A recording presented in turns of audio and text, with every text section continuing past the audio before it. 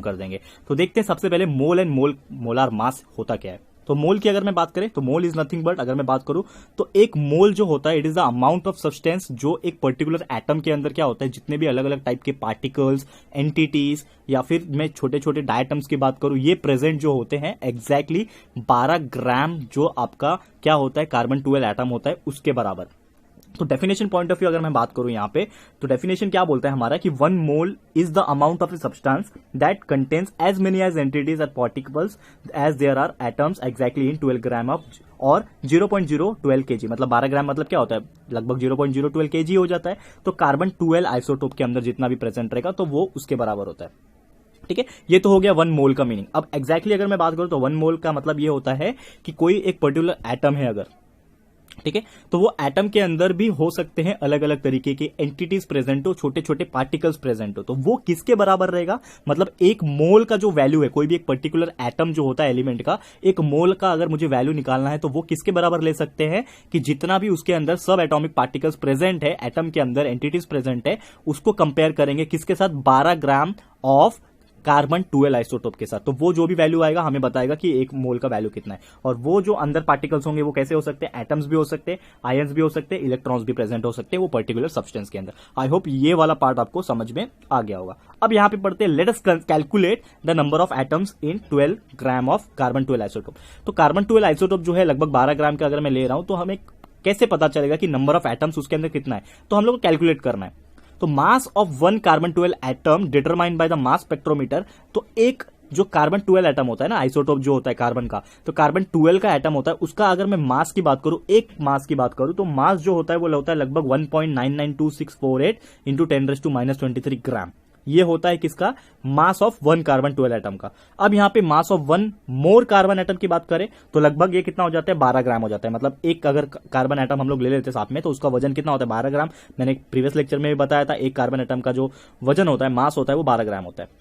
Okay, and अगर मुझे निकालना है नंबर ऑफ एटम्स, ठीक है, जो 12 ग्राम मैंने ये कार्बन ले लिया, 12 ग्राम का कार्बन 12 आइसोटोप का, उसको मुझे निकालना है नंबर ऑफ एटम्स। तो सिंपली मुझे क्या करना पड़ेगा, जो मेरा मास आया उसको मैं क्या करूंगा, डिवाइड कर दूंगा मेरे वैल्यू से, जो कि है हमारा मोलार मास 1.992648। तो डिवाइड करने का हमारा जो वैल्यू मिलेगा वो मिलेगा लगभग 6.0221367 इंटू 10⁻23 एटम पर मोल। और ये क्या होता है 6.023, ये इट इज नथिंग बट एक टाइप ऑफ क्या हम बोल सकते हैं, एवोगैड्रो कांस्टेंट बोल सकते हैं, जो कि हमारा नंबर ऑफ मॉलिक्यूल्स निकालने में यूज होता है।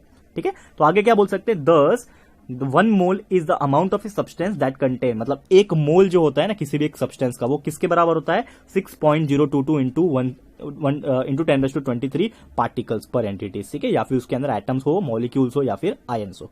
ठीक है, और उसका जो यूनिट होता है अगर बात करूं तो name of the unit is mole and उसका सिंबल के लिए हम लोग यूज करते हैं MOL मोल। ठीक है, ये आपको समझ में आ गया। वैसे जैसे मैंने बोला कि ये जो नंबर था 6.0221367 इंटू 10⁻23, ये क्या होता है, एवोगैड्रो कांस्टेंट होता है, जैसे मैंने बताया। और उसको किसने इन्वेंट किया था, एमिडो एवोगैड्रो ने इन्वेंट किया था, दैट्स व्हाई ये चीज बताया। अब एग्जाम्पल है, यहाँ पे एग्जाम्पल के तौर पे आप देख सकते हो। ठीक है, 1 मोल ऑफ ऑक्सीजन एटम्स के अंदर प्रेजेंट होता है 6.0221367 इंटू 10⁻23 एटम्स ऑफ ऑक्सीजन। ठीक है, एक मोल ऑफ ऑक्सीजन एटम के अंदर होता है। और वही अगर मैं वाटर मॉलिक्यूल लू, एक मोल ऑफ वाटर मॉलिक्यूल के कितना रहेगा, 6.022 इंटू 1367। और वही अगर मैं एक मोल ऑफ सोडियम क्लोराइड ले लू, NaCl ले लू, तो उसके अंदर भी कितना रहेगा, 6.0221367 इंटू 10⁻23 ग्राम पर मोल। तो इसका मतलब क्या हुआ कि जो एवोगैड्रो कांस्टेंट होता है, जो वैल्यू होता है एवोगैड्रो का, वो हर मॉलिक्यूल का एक मोल का वैल्यू क्या होता है, सेम होता है। मतलब 1 mole of any particular elements we can say is 6.022 into 10⁻23 gram per mole. अब यहाँ पे एक और पॉइंट है हमारा, जो कि है मोलार मास। अब मोलार मास यहाँ पे क्या होता है, the mass of 1 mole of a substance या फिर element compound in grams is called molar mass. मतलब कोई भी चीज, एक मोल अगर मैं किसी एक एटम या फिर किसी एक एलिमेंट का एक मोल निकाल रहा हूं, तो वो जो मोल मैं निकाल रहा हूं उसका एक पर्टिकुलर वजन भी होगा, एक मास भी होगा। तो वो जो मास रहेगा किसका, mole of a particular substance का जो मास रहेगा, उसी को हम लोग क्या बोलेंगे, मोलार मास बोलेंगे ऑब्वियसली। ठीक है,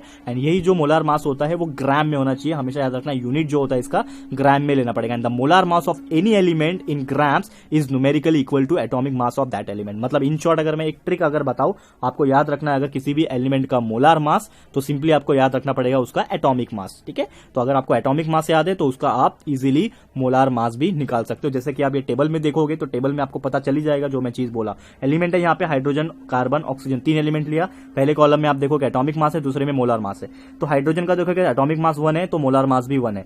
ठीक है, कार्बन का एटॉमिक मास 12 है तो मोलार मास भी 12 है। और वही ऑक्सीजन का आप देखोगे एटॉमिक मास 16 है तो मोलार मास भी 16 है। तो इन शॉर्ट आप बोल सकते हो कि atomic mass and molar mass of that particular element is same. तो आपको याद रखने के लिए बेटर हो जाएगा। आपको कोई पूछता है अगर calculate the molar mass of particular substance, या फिर कोई पूछेगा आपको एटॉमिक मास, तो अगर आपको मोलार मास याद है तो एटॉमिक मास बता सकते हो, एटॉमिक मास याद है तो मोलार मास आप बता सकते हो। Similarly molar mass of any substance existing as polyatomic molecule, मतलब जो भी मोलार मास किसी भी सब्सटेंस का रहता है उसको हम लोग क्या बोल सकते हैं, पॉली एटॉमिक मॉलिक्यूल बोल सकते हैं, जो कि ग्राम में अरेंज रहता है और ग्राम के यूनिट में ही होता है। ठीक है, और वो किसके बराबर है, it is numerically equal to its molecular mass और फॉर्मूला मास। तो जो भी मोलार मास रहता है पॉली एटॉमिक सब्सटेंस का, पॉली एटॉमिक मतलब मोर देन एक पर्टिकुलर एलिमेंट उसके अंदर ज्यादा है। ठीक है, एक एटम्स ज्यादा है उसके अंदर, more than 1 atoms you can say.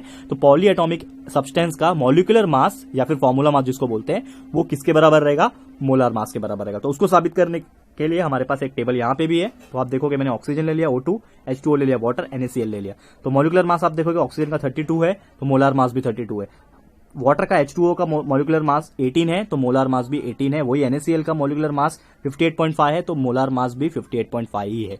ठीक है, और मोलार मास ऑक्सीजन का अगर मुझे निकालना है, कैलकुलेट अगर करना है, तो सिंपली फॉर्मूला क्या है हमारा, आपको पता है ये मोलार मास निकालने का फॉर्मूला होता है 6.022 इंटू 10⁻23 एटम पर मोल है। उसके साथ मैं मल्टीप्लाई कर दूंगा ऑक्सीजन का जो मेरा एटॉमिक मास है 16 मल्टीप्लाई बाय वैगेद्रो कांस्टेंट, जो कि नॉट अ वैगेद्रो कांस्टेंट, एक मोल का वैल्यू जो है वो है 1.66056 इंटू 10⁻24 ग्राम पर यूनिट। तो आगे आपका कैलकुलेट करने के बाद 16.0 आप देख पा रहे हो यहाँ पे 16.0 जो है इसके पास आ गया, और वही यहाँ पे भी है हमारा 16.0 ग्राम पर मोल। ठीक है दोस्तों, ये चीज आपको समझ में आ गया। अभी इसी के बेस पे एक न्यूमेरिकल है, वो न्यूमेरिकल हम देख लेते हैं, आपको ये चीज समझ में आ जाएगा। ठीक है, न्यूमेरिकल क्या बोलता है, calculate the number of moles and molecules of urea present in 5.6 gram of urea.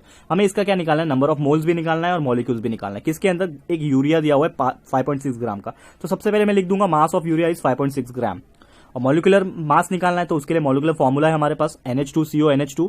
Molecular mass कैसे निकालते हैं मैंने प्रीवियस वीडियो में बताया था, जो भी एलिमेंट दिया हुआ है उसके साथ जितना भी नंबर है उसके साथ मल्टीप्लाई कर दो। तो 2 दिया हुआ है, ठीक है, कितना 2 क्या दिया है, नाइट्रोजन आप देखोगे तो नाइट्रोजन इसके अंदर 2 है, तो 2 multiply by average atomic mass of nitrogen. फिर ऑक्सीजन नहीं, आप हाइड्रोजन देखो तो हाइड्रोजन 4 है, तो 4 multiply by average atomic mass of hydrogen. ठीक है, वही कार्बन 1 है तो 1 multiply by average atomic mass of carbon, and oxygen भी 1 है तो 1 multiply by average atomic mass of oxygen. अब ये इतने सारे चीज कैलकुलेशन आप करोगे, ये वाला आप पार्ट देख पा रहे हो, ये कैलकुलेशन जो किया हुआ है, कैलकुलेशन करने के बाद जो वैल्यू मिला वो मिला लगभग 60 डेल्टन। आपको डायरेक्टली वैल्यू मिल गया 60 डेल्टन, एंड मोलर मास क्या आ जाएगा, सेम आ जाएगा, तो ये हो जाएगा 60 ग्राम पर मोल। ओके, ये चीज आपको समझ में गया। अब नंबर ऑफ मोल्स निकालना है मुझे, तो नंबर ऑफ मोल्स के लिए फॉर्मूला मैंने ऑलरेडी बताया आपको, क्या होता है, मास अपॉन मोलर मास। ठीक है, तो जो भी एलिमेंट दिया हुआ है उसका मास ले लो और उसको मोलर मास से डिवाइड कर दो। तो मास हमें दिया हुआ है 5.6 ग्राम, क्वेश्चन में दिया हुआ है मास, एंड मोलर मास 60 ग्राम जो अभी हमने निकाला यहां से, तो दोनों को डिवाइड कर दो तो आपको आंसर मिल गया 0.0933 मोल। ठीक है, और वही ये तो आपका आ गया नंबर ऑफ मोल्स। अगर मुझे नंबर ऑफ मॉलिक्यूल्स निकालना है तो जो भी आपका नंबर ऑफ मोल्स आया था ना दोस्तों, उसको क्या करो, एवोगाड्रो कांस्टेंट से मल्टीप्लाई कर दो। तो नंबर ऑफ मॉलिक्यूल्स के लिए फॉर्मूला क्या है, नंबर ऑफ मोल्स को एवोगाड्रो कांस्टेंट से मल्टीप्लाई कर दो, तो 0.0933 मल्टीप्लाई बाय 6.022 इंटू 10⁻23 कर दो, आपका आंसर मिल जाएगा लगभग कितना मिला, 5.618 इंटू 10⁻22 मोल। तो ये आपका आंसर आ गया 5.618 इंटू 10⁻23 मॉलिक्यूल। ये आपका आ गया नंबर ऑफ मॉलिक्यूल्स, और जो हमने निकाला था दैट इज 0.0933 मोल, ये आ गया नंबर ऑफ मोल। तो आई होप ये वाला पार्ट आपको समझ में आ गया होगा। अब आगे बढ़ते हैं, यहाँ पे एक और न्यूमेरिकल्स दिया हुआ है, लेकिन ये मैं आपके लिए होमवर्क दे रहा हूँ। ठीक है, आपको याद से इसको होमवर्क के तौर पे लेना है और मुझे कमेंट करके बताना है कि आप लोग ने इसको सॉल्व किया है कि नहीं। ठीक है दोस्तों, सॉल्व करो, कुछ भी डिफिकल्टी आएगी तो हम लोग है यहाँ पे बताने के लिए, आप लोग बिंदास कमेंट करके पूछ सकते हो, हम लोग जरूर से रिप्लाई दे देंगे। अब आगे बढ़ते, जो हमारा आखिरी टॉपिक रह गया है चैप्टर का, जिसका नाम है मोल्स एंड गैसेस। तो मोल्स एंड गैसेस में एक फर्क ये है, नॉर्मली इसके पहले जो हम लोग ने देखा मोल्स एंड मोलार मास, तो उसमें क्या था, हम लोग मास कंसीडर कर रहे थे। तो यहाँ पे जो मोल्स एंड गैसेस का कंसीडर करेंगे तो आपको पता है कि गैस जो होता है है दोस्तों, तो गैस का कोई पर्टिकुलर मास नहीं होता है, गैस का होता है उसका वॉल्यूम। तो यहाँ पे हम लोग को बस सिंपली क्या करना है, जहां जहां मास था प्रीवियस केस में, यहाँ पे मास के जगह पे हम लोग को क्या करना है, वॉल्यूम से रिप्लेस करना है। तो वी नो दैट गैसेस का क्या होता है, मेजर किससे करते हैं, वॉल्यूम से क्या करते हैं, मेजर करते हैं। तो हम लोग मास के जगह पे क्या करेंगे, वॉल्यूम यूज करेंगे। ठीक है, ये आपको समझ में आ गया होगा। And 1 mole of any gas, कोई भी गैस का 1 मोल का जो वैल्यू होता है वो 22.4 डीएम क्यूब होता है। जैसे कि उसमें मैंने बताया था कि एक पर्टिकुलर जो आपका ये होता है मास होता है, इसका कितना मैंने बताया था, आप लोग को याद होगा अगर, ठीक है, 6 पॉइंट समथिंग मैंने बताया था, ठीक है, 6.022। तो अब कैसे होता है, वैसे यहाँ पे 22.4 डीएम क्यूब जो है स्टैंडर्ड टेम्परेचर एंड प्रेशर पे, एचटीपी आप देखोगे, एक particular 0 degree Celsius temperature and pressure 1 atmospheric pressure पे रहता है। तो हमेशा ये आपको याद रखना है। And the volume of 22.4 dm cube at HTP, standard temperature and pressure पे जो वॉल्यूम ऑफ 22.4 डीएम क्यूब जो गैस होता है, वो उसी को हम लोग क्या बोलते हैं, molar volume of A gas. तो वहां पे हम लोग मोलार मास बोलते थे, यहाँ पे हम लोग क्या बोलते हैं, मोलार वॉल्यूम। ठीक है, ये आपको समझ में आ गया होगा। आगे बढ़ते अब कैलकुलेशन कैसे करना है, नंबर ऑफ मोल्स निकालने के लिए volume of gas at HTP को डिवाइड कर दो मोलार वॉल्यूम से। तो वहां पे मास अपॉन मोलार मास था, यहाँ पे वॉल्यूम अपॉन मोलार वॉल्यूम है। ठीक है, तो क्या हो जाएगा, तो नंबर ऑफ मोल्स निकालने के लिए क्या फॉर्मूला हो जाएगा, वॉल्यूम ऑफ गैस जो भी रहेगा उसको 22.4 से डिवाइड करना, क्योंकि मोलार वॉल्यूम ऑफ गैस क्या होता है, 22.4 ही होता है, डाल दिया यहाँ पे, निकाल सकते हैं। और वही अगर नंबर ऑफ मॉलिक्यूल्स पूछा तो जो भी आपका नंबर ऑफ मोल्स का जो वैल्यू आएगा उसको किससे मल्टीप्लाई करना पड़ेगा, अवोगाड्रो कांस्टेंट से, जो कि होता है 6.022 इंटू 10⁻23 मोलिक्यूल्स, ठीक है, पर मोल। अब एक न्यूमेरिकल है, उसको सॉल्व कर लेते हैं, फिर हमारा चैप्टर ये खत्म हो जाएगा। तो यहाँ पे एक न्यूमेरिकल आप देखोगे, calculate the number of moles and molecules of ammonia, NH3 आपको दिया हुआ है। ठीक है, तो उसमें हम लोग को नंबर ऑफ मोल्स भी निकालना है, मॉलिक्यूल्स कितना है वो निकालना है। वॉल्यूम दिया हुआ है 67.2, यहाँ पे आप वॉल्यूम लिख दिए 67.2। मोलार वॉल्यूम आपको पता ही है क्या होता है, 22.4 होता है। नंबर ऑफ मोल्स निकालने का फॉर्मूला क्या है, volume upon molar volume. Volume आपको दिया हुआ है 67.2, मोलार वॉल्यूम आपको पता है 22.4 होता है। दोनों को डिवाइड कर दो तो आपको मिल जाएगा 3.0 मोल। ठीक है, 3.0 मोल आ गया। ये क्या आया, नंबर ऑफ मोल आया। अब नंबर ऑफ मॉलिक्यूल्स अगर निकालना है तो जो नंबर ऑफ मोल आपका 3 आया उसको अवोगाड्रो कांस्टेंट से मल्टीप्लाई कर दो, बहुत सिंपल है। तो अवोगाड्रो कांस्टेंट आप देखोगे, यहाँ पे मैं आपको बता रहा हूँ कि नंबर ऑफ मोल्स को मैंने अवोगाड्रो कांस्टेंट 6.022 इंटू 10⁻23 से क्या किया, मल्टीप्लाई किया। तो मल्टीप्लाई करने के बाद आपका क्या हो जाएगा, 3 मल्टीप्लाई बाय 6.022 इंटू 10⁻23 मोलिक्यूल्स पर मोल, और आपका आंसर आ जाएगा 18.066 इंटू 10⁻23 मॉलिक्यूल्स। तो आई होप दोस्तों ये वाला पार्ट आपको समझ में आ गया होगा। नंबर ऑफ मोल्स आ गया 3 एंड नंबर ऑफ मॉलिक्यूल्स आ गया 18.066 इंटू 10⁻23 मॉलिक्यूल्स। तो यही था हमारा आज का लेक्चर दोस्तों, जिसमें हमने बताया आपको कि मोलार मास क्या होता है, मोल कंसेप्ट क्या होता है, और वॉल्यूम या फिर मोलार वॉल्यूम क्या होता है दोस्तों।